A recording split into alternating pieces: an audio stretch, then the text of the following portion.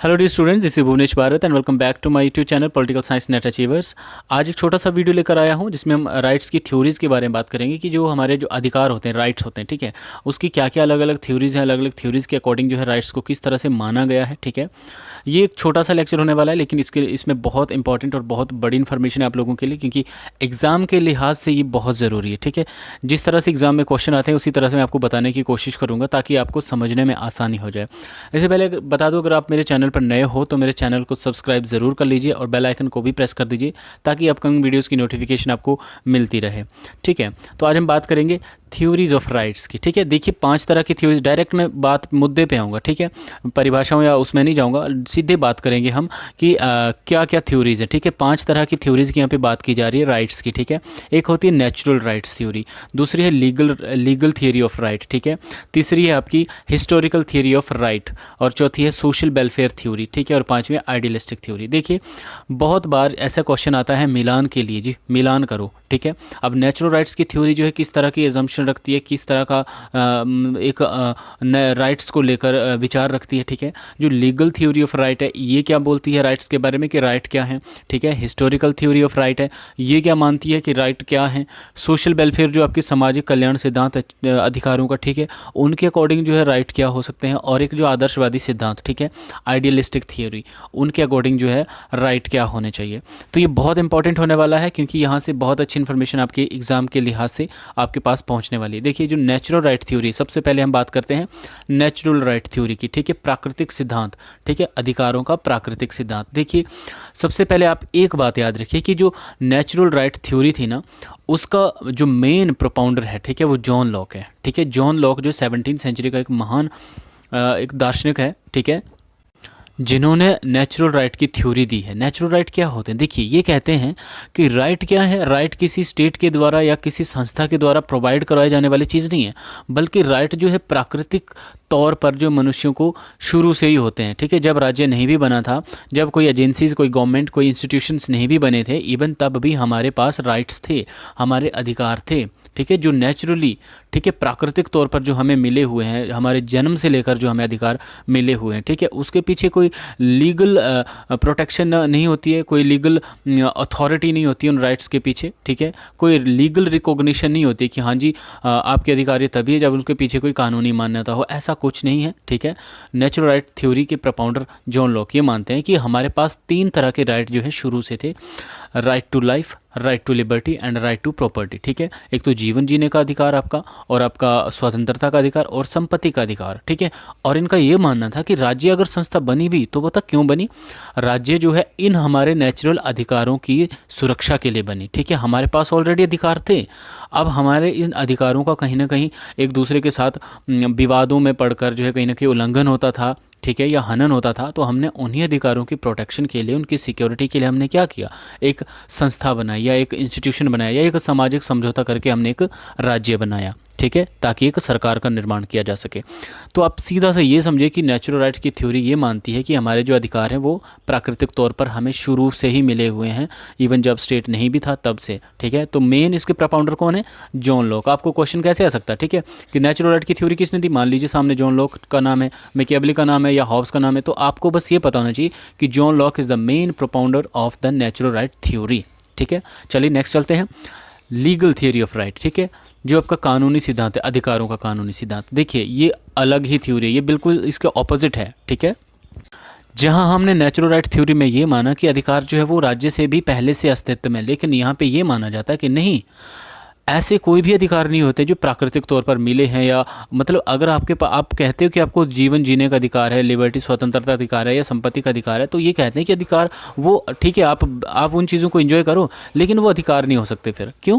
क्योंकि अधिकार तो तभी हो सकते हैं जब उनके पीछे कोई लीगल प्रोसेस हो, ठीक है, या कोई लीगल रिकॉग्निशन हो उन अधिकारों के पीछे। ठीक है, अब देखिए लीगल थ्योरी ऑफ राइट की बात हम जब कर रहे हैं तो यहाँ पे बेंथम का नाम आता है, क्योंकि ये सबसे बड़े यहाँ पे समर्थक थे लीगल थ्योरी ऑफ राइट्स के। ठीक है, जो ये मानते थे कि जो हमारे अधिकार है ना वो तभी एग्जिस्ट करते हैं जब उनको जो लीगली या कहीं ना कहीं स्टेट के द्वारा एक मान्यता प्राप्त हो।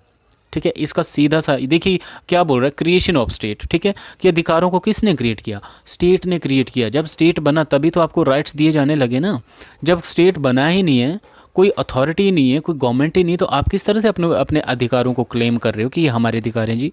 ठीक है, तो बेंथम जो है कहीं ना कहीं नेचुरल राइट की थ्योरी को भी क्रिटिसाइज करता है। इवन इन्होंने एक कोटेशन भी आती है एग्जाम में कि किसने जॉन लॉक के जो प्राकृतिक अधिकार थे उनको जो बकवासों से बढ़कर भी बकवास कहा है। ठीक है, तो वो बेंथम महाराज हैं, ठीक है, जो कहते हैं कि ये सिर्फ बकवास कर रहे हैं, ऐसे कोई अधिकार नहीं होते, अधिकार वही है जो राज्य के द्वारा दिए जाते हैं। ठीक है, जो राज्य बनाता है, जिनको राज्य के द्वारा क्रिएट किया जाता है।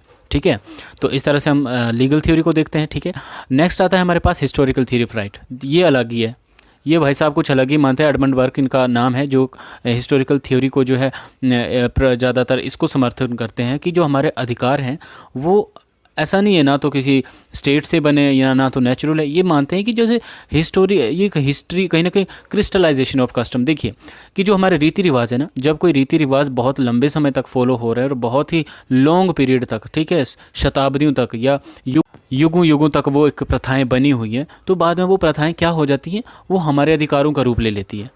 ठीक है, उनके पीछे ऐसा नहीं, और उनको देखिए उनको जो है मान्यता भी कौन देता है, सोसाइटी देती है, समाज उनको मान्यता देता है। क्यों? क्योंकि वो प्रथाएं कहाँ पे अप्लाई की जा रही हैं, कहाँ पे उन प्रथाओं को जो कहीं ना कहीं प्रैक्टिस किया जा रहा है, समाज में।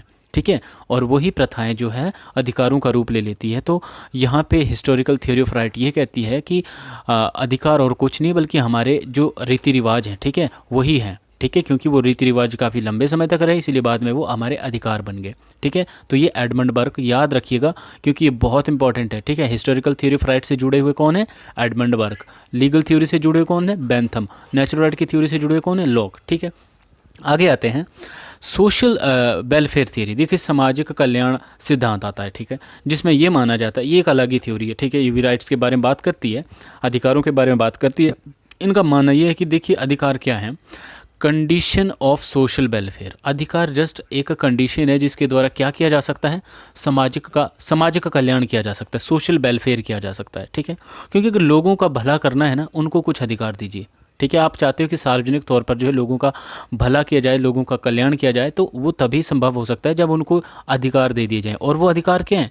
वो अधिकार एक कंडीशन है। अगर मान लीजिए वो अधिकार ही ना दिए जाए, वो कंडीशन ही क्रिएट ना की जाए, तो लोगों का कल्याण कैसे होगा?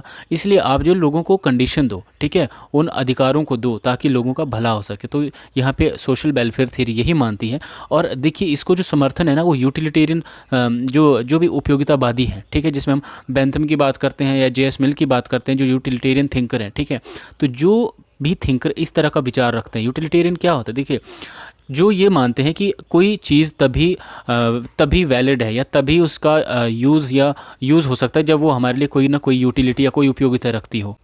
ठीक है, तो ये यही चीज़ मानते हैं कि यहाँ पे जो कंडीशन है, ठीक है, वो सोशल वेलफेयर के लिए क्रिएट की जाए, ऐसी कंडीशन जिसकी एक उपयोगिता हो, जिसकी यूटिलिटी हो। देखिए ये मानते हैं utilitarian thinker that greatest happiness of greatest number. ठीक है, कि मैक्सिमम लोगों का जो है आप मतलब भला करो। ठीक है, उनकी खुशी में आपका भला होना चाहिए। ठीक है, greatest happiness of greatest number. ठीक है, तो यहाँ पे इस कॉन्सेप्ट की भी इन्होंने बात की है।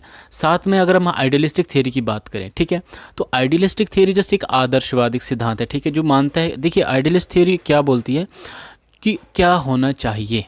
ठीक है, एक होती है रियलिस्ट, एक होती है आइडियलिस्ट। तो रियलिस्ट ये मानती है कि है क्या, वास्तव में क्या चीज़ है आपके सामने, और आइडियलिस्ट क्या होती है, वो ये बोलती है कि होना क्या चाहिए। ठीक है, व्हाट आउट टू बी।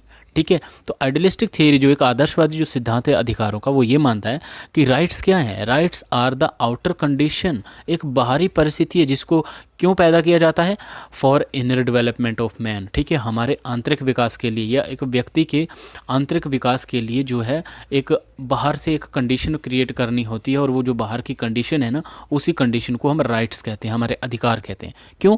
क्योंकि कंडीशन तो बाहर कैसी भी हो सकती है, लेकिन ऐसी कोई अगर कंडीशन क्रिएट करनी है कि जी हमारा जिससे आंतरिक विकास हो या जिससे हमारा जो है सामाजिक विकास हो, तो ऐसी कंडीशंस आप क्रिएट कीजिए। ठीक है, तो वो क्या है, उन कंडीशंस को हम क्या कहेंगे, राइट्स कहेंगे, अधिकार अधिकार कहेंगे भाई हमारा अधिकार है। अगर हमारा आंतरिक विकास होना है, हमारा अगर सार्वजनिक कल्याण होना है, तो उसके लिए आपको हमें अधिकार देने पड़ेंगे। और उन अधिकारों को इन्होंने एक कंडीशन का नाम दिया है, ठीक है, कि ऐसी ऐसी कंडीशन होनी चाहिए, ठीक है, और वो कंडीशन ही आपके अधिकार हैं। तो ये 5 तरह की थ्योरीज बहुत इंपॉर्टेंट है आपके एग्जाम के लिहाज से, ठीक है, इसको आप इग्नोर मत कीजिएगा, आप ऐसे इसको नोट कर लीजिएगा और बहुत सिंपल है इसको समझना भी, ठीक है। Natural rights John Locke, legal theory Bentham, historical theory ये आपके एडमंड बर्क हो गए, सोशल वेलफेयर थियरी जिसको यूटिलिटेरियन सपोर्ट करते हैं, जो ये मानते हैं कि जो राइट्स हैं आपके that is merely a condition of social welfare, ठीक है। और आइडियलिस्टिक थियरी क्या मानती है कि rights are the outer condition for your inner development. तो एक छोटा सा लेक्चर था, अगर आपको वीडियो पसंद आया हो आप वीडियो को लाइक कीजिए और कमेंट बॉक्स में आप सजेस्ट कीजिए, बताइए कि आपको ये वीडियो कैसा लगा, और इस पर कुछ ना कुछ आप रिस्पॉन्स ज़रूर दीजिए। मुझे थोड़ा हौसला मिलता है कि मैं आपको इस तरह की और भी वीडियोज़ लेके आता रहूँ जो कि आपके एग्ज़ाम के पर्पज़ से काफ़ी मददगार हो, ठीक है। आई होप आपने लेक्चर को एंजॉय किया होगा। अभी तक अगर आपने मेरे चैनल को सब्सक्राइब नहीं किया है तो चैनल को सब्सक्राइब कर दीजिए और बेल आइकन को भी प्रेस कर दीजिए ताकि अपकमिंग वीडियोज़ की नोटिफिकेशन भी आपको मिलती रहे। बाकी wish you all the very best for all of you guys. मिलते हैं नेक्स्ट वीडियो में। जय हिंद।